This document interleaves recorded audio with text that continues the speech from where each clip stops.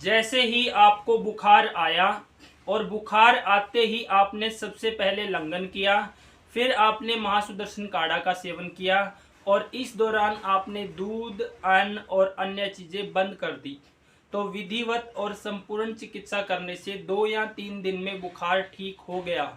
लेकिन ये चिकित्सा नहीं है। जी हाँ, रुकिए, ये चिकित्सा नहीं है। तो फिर चिकित्सा क्या है कि बुखार आया, आपने लंघन किया, आपने महासुदर्शन काढ़ा का सेवन किया, बुखार उतर भी गया, तो ये चिकित्सा नहीं है। तो और क्या चिकित्सा है? आयुर्वेद में ऐसा कहा गया है कि किसी भी व्यक्ति को कोई भी रोग हो जाए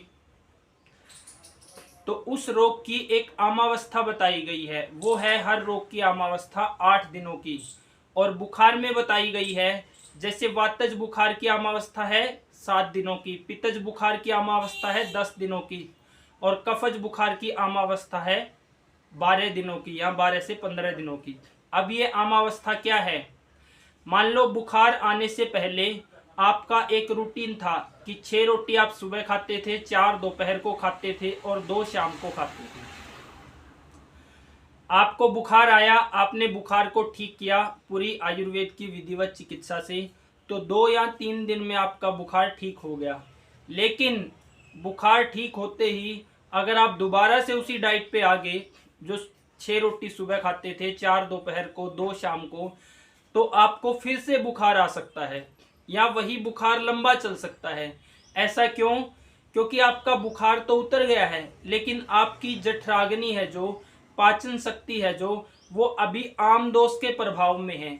अभी उसमें पहले की तरह वो बल नहीं आया है जो बुखार आने से पहले था। इसलिए आयुर्वेद में कहा गया है कि किसी भी चिकित्सक और किसी भी वैद्य ने रोगी को तब तक अपने ऑब्जर्वेशन में रखना है जब तक उसके बुखार या रोग की आमावस्था चल रही हो। मान लो आपके पास कोई रोगी आया, आपने लंघन करवाया, महासुदर्शन काढ़ा दिया, बुखार उसका ठीक हो गया। अब वो क्या करेगा? उसको आमावस्था की कोई समझ नहीं है, उसको अपने अग्नि के बल की कोई समझ नहीं है, तो वो 2 दिन जैसे ही बुखार ठीक होगा, अगले 2 दिन और रुक कर फिर से वो उसी डाइट पे आ जाएगा, जिससे कि दोबारा बुखार आ सकता है, क्योंकि अभी अग्नि पहले की तरह मजबूत नहीं हुई है, या वही बुखार लंबा चल सकता है। अक्सर रोगियों में ये एक सूक्ष्म हेतु हमारी टीम देखती है। तो बुखार या कोई भी रोग आया है, तो वो रोग भले ही ठीक हो गया हो, लेकिन जो उसकी आमावस्था बताई गई है, उस समय तक अग्नि की रक्षा करनी है, जठराग्नि की रक्षा करनी है, पाचन शक्ति की रक्षा करनी है। यानी कि धीरे धीरे भोजन को बढ़ाना है। जैसे जैसे अग्नि बढ़ने लगे, अगर 2 दिन, 3 दिन, 4 दिन बुखार ठीक होने के बाद भी भूख नहीं लग रही है, तो आपने दीपन पाचन औषधियां लेके पहले भूख को अच्छा करना है, फिर से डाइट पे नहीं आना है।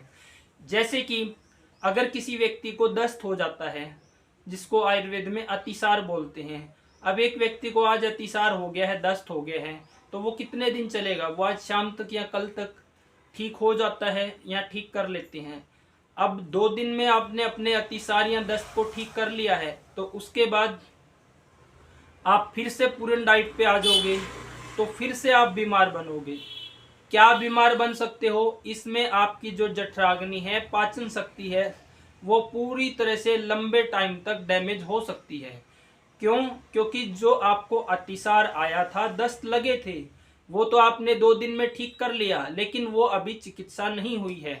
उसकी चिकित्सा है कि अतिसार की जो आमावस्था है वो 8 दिनों तक बोली गई है। यानी 8 दिनों तक आपने अपने पेट को, अपनी पाचन शक्ति को ऑब्जर्वेशन में रखना है कि क्या आपकी पाचन शक्ति में पहले की तरह बल आ गया है। जब पहले की तरह बल आए, उसी समय पूर्ण डाइट पे आना है। वो बल चाहे 6ठे दिन आए या 8वें दिन आए। तो कहने का मतलब ये है कि जब भी कोई रोग हो, भले ही वो रोग आपने आयुर्वेदिक पद्धति से पूरी तरह से ठीक कर लिया है, लेकिन 2 दिन 3 दिन में आपका रोग, जो नया बुखार आया है, नया अतिसार हुआ है या नई खांसी बनी है, कुछ भी हुआ है, वो 2-3 दिन में आपको रिलैक्स मिल गया है। लेकिन असली चिकित्सा है कि जब तक उसकी अग्नि पूरी तरह से अच्छी हो जाए, तब तक ऑब्जर्वेशन में रखना और तब तक अग्नि को धीरे धीरे बढ़ाते हुए भोजन के ऊपर आना।